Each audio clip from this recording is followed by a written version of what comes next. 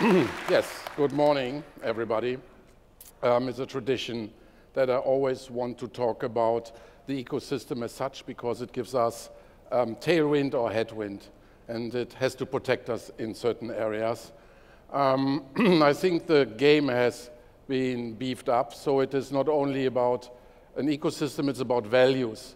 And that's why I want to run you through some thoughts which are like overarching a little bit our daily life. First is dependency on the ecosystem. I'm more and more concerned that we lose a certain part of our freedom by technology, that we get overruled. So historically, when freedom is visible, the generations before us, they fought for their freedom. You can see that Europe has a strong track record that the population, the moment it was pressured or was treated unfair, they fought for their freedom. And I do see a tendency that because the taking away of our freedom isn't that visible anymore as it was before, we become complacent. Where do I see this? So today's youth, everybody who has kids knows this.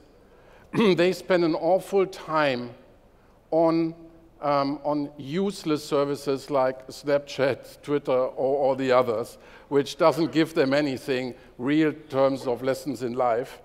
And there's nothing more powerful than describing a phenomenon with numbers. And if the current analysis shows that under the bell curve, the average of the kids use these services 3 hours a day. The richer people, the kids do less, and the people under the bell curve, people are even consuming it more, the kids. Which, making the numbers, from when they finish studies, our kids will have spent 13,000 hours on these services, which is 7.1 years of office life. So this is where normally a generation gets a certain education, learns about context, and gets values from education. And now these services, the people are only concerned, how do I look? I mustn't lose my streaks on Snapchat. I have to pose when I have my glass of wine in Mykonos or Saint-Tropez or wherever. So I think this is deeply concerning because people we lose step and step a little bit of freedom and the way to judge our freedom. Now, so this is not only do they spend their time, but the education and socialization is done by invisible algorithms so that you are not aware how you're manipulated in taking decisions.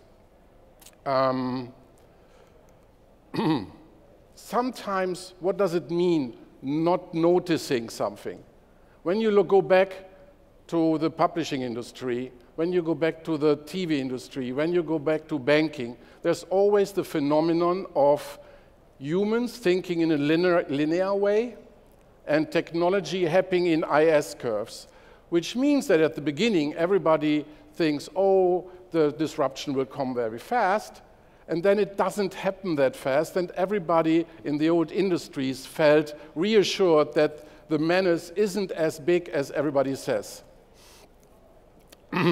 So we are currently here, so that is everybody still thinks on certain industries, but as well on society, that the actual status is not as bad as it is prognosed.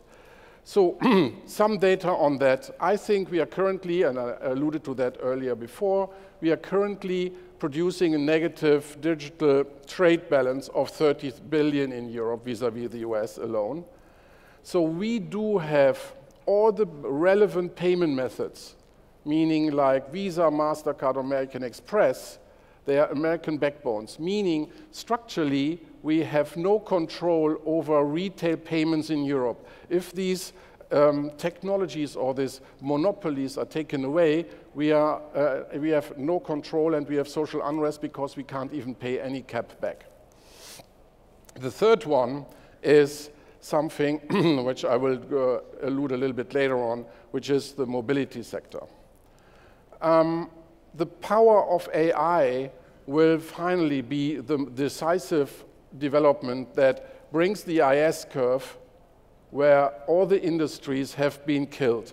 Meaning the moment the real development of technology gets into the steeper phase of the IS curve, then we suddenly realize there's no chance we can stop it anymore. And that's how we lost, within 2 to 4 years, entire industries without the industries being in any meaningful position to fight it back. So this could have devastating consequences for our society.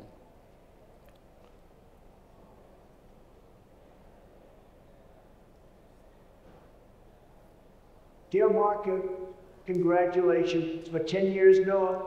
Incredible achievement, I think. That wouldn't have been possible anywhere else than in Europe. Congrats. Dear Marco, congratulations for 10 years, NOAA. Incredible achievement. I think that wouldn't have been possible anywhere else than in Europe. Congrats. So what does that mean? That means that we will have technologies, and I just said in my office, said this sentence, and the technology takes my mimic, my gestic, and my words, and put it into somebody else in a live video. So how can we in the future distinguish between real news and fake news if people can say anything anyways, but if the people under the bell curve get presented something like this, there's no way of telling the truth or not the truth. So the opinion making with kind of technologies and fake news becomes a totally wild environment, which makes it very, very difficult to transport the truth under the people under the bell curve, to the people under the bell curve, which will constitute 50% of the voters. So the second thing is economic behavior, which will be a consequence of AI. So who of you more or less trusts Google on search? Everybody. Who trusts Google on Google Maps? So you see, we do not question that anymore, and these are great products. So what if in 5, 6 years, Google knows everything about us, we want to buy a car. Normally, Mercedes does an advertisement and influences our decision to buy a car. But what if we just ask Google in some years, I want to buy a car, which one should I buy? At that moment, they know Google knows how much you drive, where you live, what is the best car with all the parameters, and we trust it, and you just get an answer. That means, since the algorithms know you better than you know yourself, the buying decision is also taken away from you to some extent. And the social behavior manipulation, we see that in China, where you get scoring systems for doing something or not doing something. We will have that in health insurance, where you get bonus if you are sporty, or if you get malus if you smoke like me. So this is something where systematically we lose a little bit the capacity of following or defining our free will. So there are 3 big issues in the world. The one is climate change, the other nuclear proliferation, and artificial intelligence. All of the very big ones have been dealt with by finding a global common d'accord on what is good and what is bad based on values, and then we have a framework that sort of protects us. We don't have that in artificial intelligence yet. And the difficulty that I see with artificial intelligence is that actually it's like the nuclear power play. It is really the both ends want to win at any price. And if you want to win at any price, the temptation to step above a certain ethical border becomes very, very tangible. So because US or China may have different ethical frameworks by developing this artificial intelligence, the powerful tools, they might because of that, have more powerful artificial intelligence, which we do not want to cope with because we have different ethical sets in terms of dealing with privacy data. So this is something, how can we deal with this threat? First, we need to work on the right topics. Yeah? So there are a lot of startups which have their right to exist, but the ones that define society have a very different scope. And the second one is we need to really think about regulation. Regulation, but I think the biggest risk we have now is that we do the regulation in a wrong way. So let's look at the PSD2 regulation that we have. This is something where one politician wanted to please the voters by saying your data is your data. So if you want to put it to another place, yeah, you should be able to do that. And so, as a consequence, there's the data portability.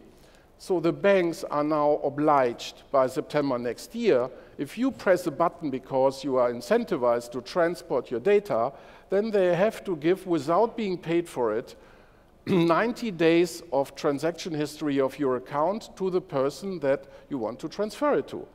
So, and the risk with this is, exactly as with GDPR, that the big companies have the power to incentivize you because you're using them so heavily to make that transfer, and the small ones don't have that leverage. So under the bell curve, once again, under the bell curve, if people, normal people, get 1 month of Amazon Prime for free, or if they get some other thing that is important to them, they push that button. And then the bank transfers all this data to institutions that have way better ways of dealing with this data.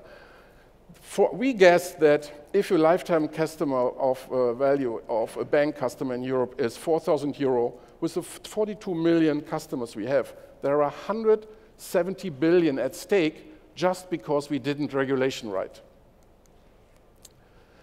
Where do we work on? So, for example, the next platform where the race hasn't yet been decided is on drones. We have 65% market share with DJI, and we have 35% market share with a company called Auterion that has an open source called PX4. This is something we all need to embrace, because if we don't do, all supervision drones, all military drones suddenly run on an operating system which comes from China. And China knew where all the soldiers were in Afghanistan because they were using the DJI drones, and all the movement data is reported back. So regulation needs to understand it and needs to create a framework in Europe that we do not have this kind of unwillful export as well. So here is the elephant in the big elephant in the room for Europe, especially for Germany, which is autonomous driving, which I will now talk a little bit about. We looked at Lakestar and said, what was the biggest disruption the last 10, 15 years, and why did it happen when it happened? So the biggest disruption for us was the mobile device, and it happened because 3 technology trends came together at one point, which means like the processing power for a mobile device, means cost for storage and digital imaging. So, and now we thought like, and because they all met in 2007, it was suddenly possible to produce an end customer device for $700. 2 years before, this end customer device would have been $2,500. So that was a tipping point where then a disruption takes place.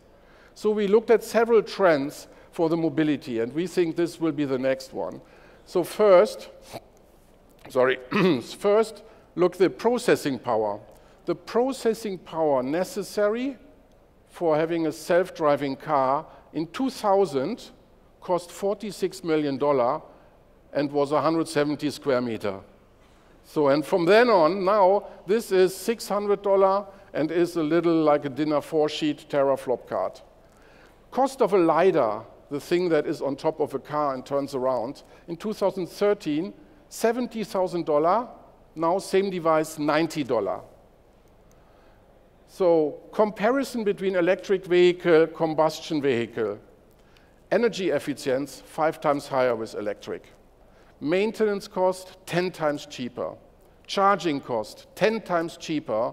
Longevity, 7 times higher.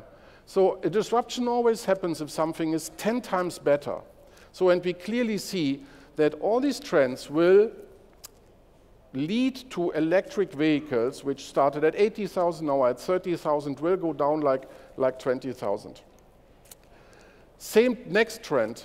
So the utilization of car in an ownership model is 4% of the time, whereas when you put it into fleets, it's 40% of the time. Again, a 10x difference in terms of efficiency. Where does that bring us? Means owning, this is the cost per miles. If you own a combustion car, it's 80 cents. If you own an electric car, it will be 60 cents. Use your own car, which is written off, 30 cents, and use electric vehicles in a transport as a service, it's 10 cents. Meaning, and that now it becomes really tricky, meaning that in 5-7 years, when 50% of the US households that do not have $1,000 on the account, they ask themselves the question, do I buy a car for 20,000 bucks, or do I take transport as a service for $100 a month? And then it becomes really a movement, which you see here, that is on the green ones. You see on the left hand the passenger miles driven with transport as a service. On the right hand side, you see the numbers of cars that you need for that. Meaning, which you easily can see, that the numbers of cars reduced by 60–70%. What does it mean? Does it mean nobody buys a car anymore because they all go to fleets? If nobody buys the cars anymore, what is the cost of your car or the value of your car? Is it a negative value because that you need to pay for environmental reasons to get rid of it? Or do you still have a positive value? So to conclude a little bit, because it's a big elephant in the room, it will have financial consequences, this next monster disruption, because you will have cost savings for a lot of people in the 5,000–6,000 a year. We think it will be set free $1 trillion disposable income. Real estate can be interesting. 8% of the total surface of Los Angeles is parking spaces. If you are in a fleet, they can be reused. Environmental, it's clear because you finally, by serendipity, can meet the CO2 emissions. And socially as well, because younger people are more mobile, older people are more mobile. You see there's a whole thing that's happening. So to conclude, what is important? Let's focus two things. You need to make these changes because you are the entrepreneurial class, and these kind of problems can only be dealt with entrepreneurial efforts. So make sure we think about the right things, meaning think about the big elephant in the room and how we can improve that and secure the German position or the European position there. And second, whenever you have the chance, educate politicians. If they do wrong regulation, that is the worst thing that can happen. Thank you very much.